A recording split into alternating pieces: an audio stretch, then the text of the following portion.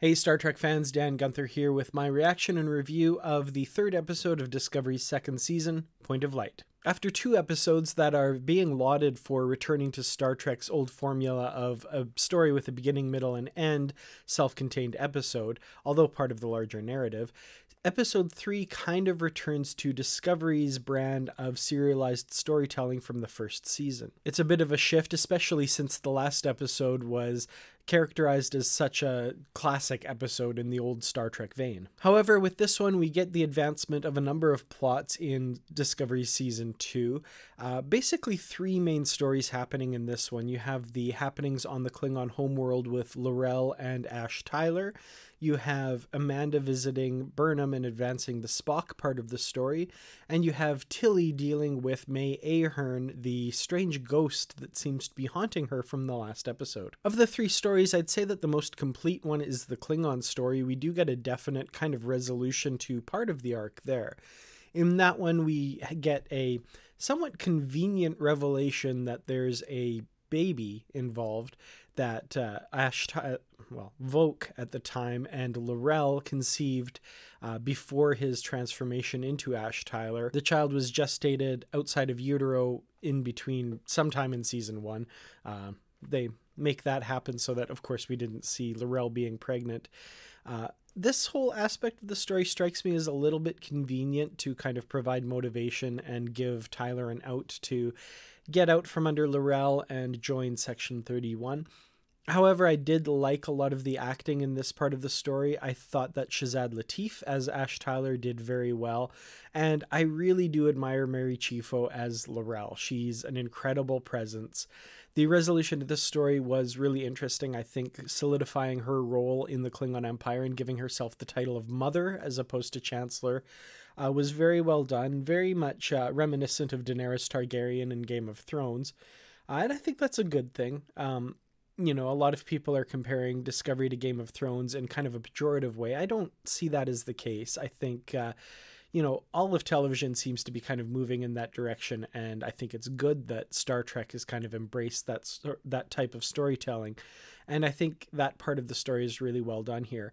Where the episode kind of falls apart, I think, is that they crammed so many elements into it that it felt a little bit rushed at times. This was the first time that I watched an episode this season and immediately felt that I had to watch it right after a second time. I have watched all of the other episodes multiple times, but this was the first time that I distinctly got the feeling that I missed stuff. And sure enough, it does benefit from repeated watchings, which I do every week to do the videos that I do, but still, with this one, I think it's extra needed. The next part of the story I want to talk about is Amanda and Michael Burnham. Amanda comes to the Discovery with Spock's medical records. Apparently Spock is accused of murder and escaping the psychiatric facility on Starbase 5. I'm with Amanda, Burnham, and Pike. I don't think he did it. I think if he did do it, he wouldn't have the career he does later. So, you know, there's something else going on here. There's an ominous comment made by Captain Vela that there are certain people looking into it, which I think is a veiled reference to Section 31, who we will, of course, see later on connected to the Klingon storyline. Great performances in this part of the story as well. I really like Mia Kirshner as Amanda. I've always been a fan of her. I first saw her in the series 24 as Mandy, coincidentally enough, and I really enjoyed her character there. She brings a special something to it. She was a psychotic assassin killer in that, so a very different character, but still I really appreciate her performances. They're very subtle. There's the scene between her and Burnham where Burnham talks about how she wounded Spock to keep him from following her around, to protect him from the logic extremists who were targeting her. This is one aspect of the story that we're left in the dark about. We don't know exactly what Burnham did.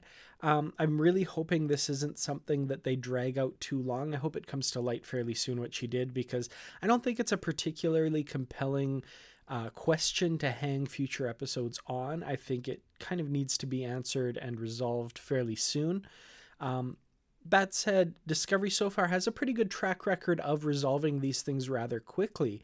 The third story involves, like I said, May Ahearn, who turns out to be a eukaryotic life form that's hitched a ride on Tilly. You might remember last season there was that mysterious scene where the green spore fell on Tilly's shoulder and we didn't know what that was about. It turns out that was this life form attaching itself to Tilly and appearing to her now as this old junior high classmate. In the last episode, I thought she was kind of cute and fun and interesting for Tilly to bounce stuff off of.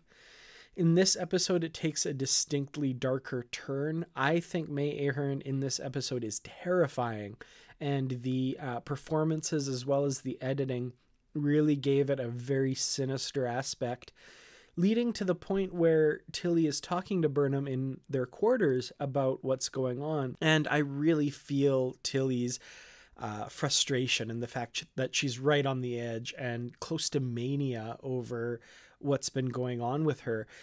I really felt that. I thought that was some of Mary Wiseman's best acting. She was really, truly disturbed by what May Ahearn was doing to her mind. And yeah, I have nothing but good things to say about her performance in that part of the episode. In engineering, they enlist Stamets' help, and he pulls the life form out of Tilly, which is where we leave that story. And, you know, this is another hanging element that will be continued in the next story. So we're really shifting back into the serialized story here. Again, this wasn't a bad episode. I really enjoyed it, but it is a little weaker, I think, than the previous two, mostly because there's just so much jammed into it. Again, this isn't really a bad thing. It's just kind of getting used to that type of storytelling again.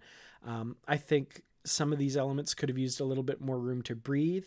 That said, 14 episodes in the season, you know, they've got their story that they want to tell and they've got to tell it fairly quickly. So, you know, I'm kind of trusting them that they're moving along at the pace that they need to do to tell the story. But at the same time, I would have liked a little bit more time to breathe with these stories as well. Other elements of the episode that I really want to point out that I enjoyed, I think a lot of the directorial choices by Olatunde Osunsanmi were really good. There are a few kind of jarring camera angles that I thought were a little unnecessary, but for the most part, the direction was very good. I really especially enjoyed the communication between Burnham and Ash Tyler when he's on the Klingon homeworld and she's in her quarters. And they do that kind of split screen thing, but they use the environment to kind of meld the two scenes together to give them that closeness and that intimacy. This is one of the reasons that I wasn't hugely bothered by the use of holograms for communications. In season 1, I felt it made the staging of scenes really interesting and allowed the characters to interact with each other in really interesting ways. And we really see that play out in this episode, especially with how those two characters interact and that intimacy that you feel from them. So it was well used. I'm glad that it's not just neat effect that they're kind of wasting. They're actually using it to its potential. So that gives it some forgiveness in my mind. But I do understand that some people don't like the whole holography thing, but I don't have a problem with it. The other observation that I wanted to make is during the Klingon storyline, the fact that this is on a streaming service and is, you know, able to do things that they're not able to do on network shows. Some people might not appreciate the gore or the visceralness of some of the scenes with the Klingons fighting. However, to me, it adds a realism that, you know, this is what a Klingon fight with blades would look like. You know, it's so bloodless in the Next Generation. Somebody gets sliced with a batleth, but it's always from behind and you never see the blood or anything like that.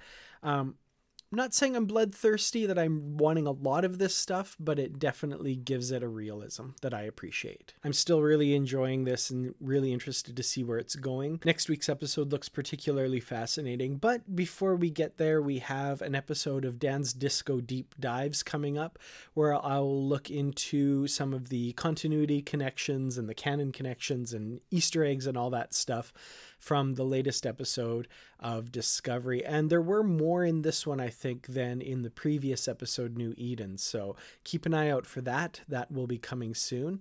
In the meantime, thank you all so much for watching. Thank you for liking, sharing, and subscribing and all that good stuff. Thanks especially to the Patreon supporters.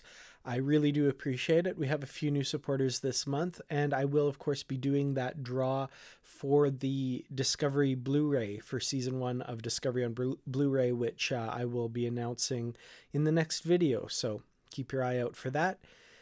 Thanks again so much for watching. I'll see you all in the next video, and until then, as always, live long and prosper.